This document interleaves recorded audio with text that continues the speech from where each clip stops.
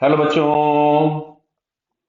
यहां दिया गया है a rod of mass m length 6r is pivoted at the center point P to rotate in the vertical plane as shown. The two discs of same radius are joined at O1 and O2 of the rod. Mass of the disc A is m and B is 2m, ठीक है, respectively. Initial angular velocity of the disc as shown in the figure. The system is released from the rest from horizontal position. Find angular velocity of the rod when it becomes vertical. Clear है? तो देखिए जरा यहाँ पे सबसे पहले समझिए, ये जो भी इनकी खुद की एंगुलर वेलोसिटीज है बेटा, इनमें कोई चेंज नहीं होगा। क्यों? क्योंकि इस पे हमेशा जो mg लगेगा वो सेंटर से लगेगा और इनके खुद के रोटेशन एक्सिस O1 और O2 से पास हो रहे हैं, तो इसकी एंगुलर वेलोसिटी में कोई चेंज नहीं होगा। इनके खुद की जो एंगुलर वेलोसिटी उसमें कोई चेंज नहीं होगा। लेकिन थोड़े टाइम के बाद अगर हम लोग देखेंगे तो रॉड कुछ इस तरीके से दिखेगी। मतलब ये हम लोगों के पास जो होगा वो एम मास वाला डिस्क है, मतलब ए है, ये यहां पहुंच चुका होगा। और ये जो दूसरा वाला डिस्क है 2m मास वाला, ये नीचे आ जाएगा। क्लियर हो रहा है ना? ये 2m मास वाली जो डिस्क होगी वो नीचे पहुंच जाएगी। इनके खुद के जो इनिशियल एंगुलर वेलोसिटीज थे वो वैसे ही रहेंगे और ये पॉइंट पी के अबाउट ये पूरा सिस्टम किसी नए ओमेगा से घूम रहा होगा।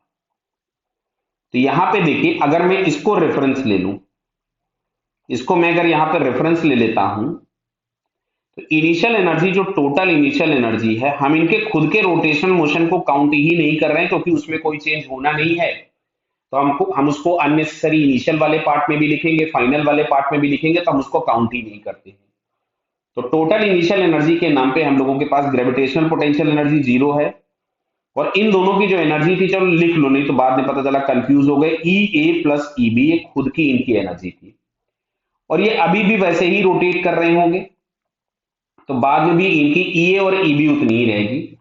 अब अच्छा, अगर मैं टोटल एनर्जी फाइनल की बात करूं, तो फाइनल एनर्जी के नाम पे ये पूरा सिस्टम जो है वो किसी ओमेगा से घूम रहा है, तो आई system into omega square.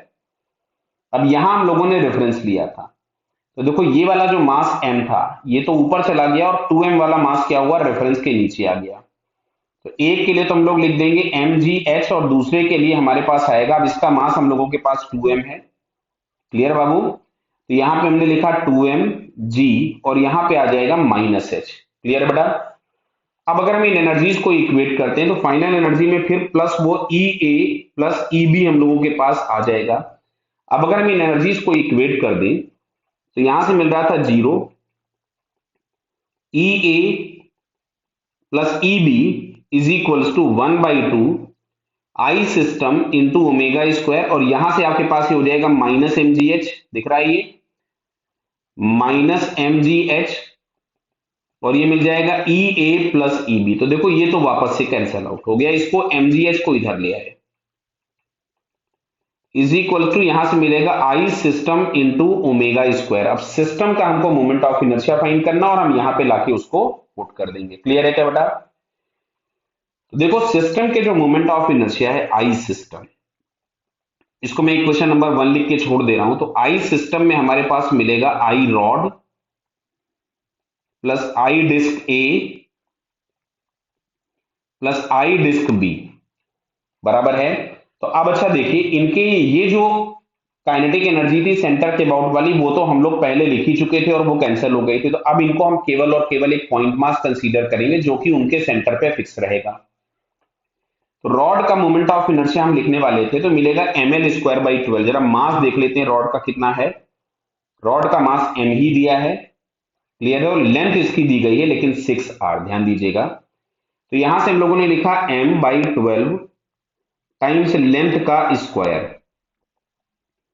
Plus यहां से मिल जाएगा m इंटू, अब जो r हम लोगों के पास मिलेगा वो 3r होगा, क्योंकि सेंटर से डिस्टेंस किसी भी एक का अगर हम देखेंगे तो वो 3r मिलेगा, half of the length of rod. Clear है बताइए?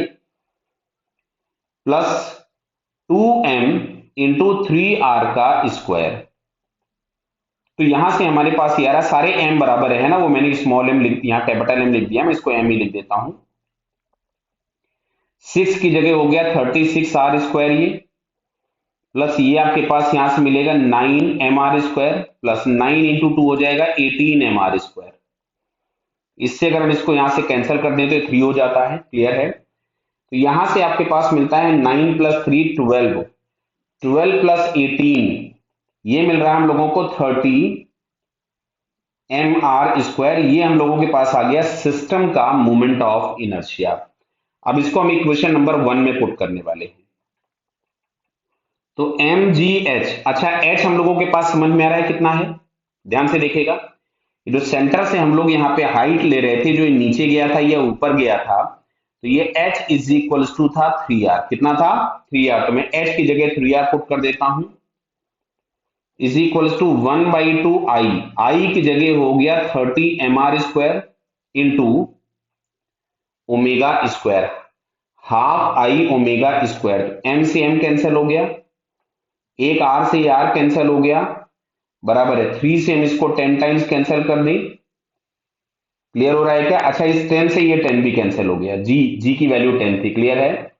तो यहां से हम लोगों के पास मिलता है omega square is equal to 2/r। देख लो बेटा, ठीक मिला है, omega square is equal to 2/r।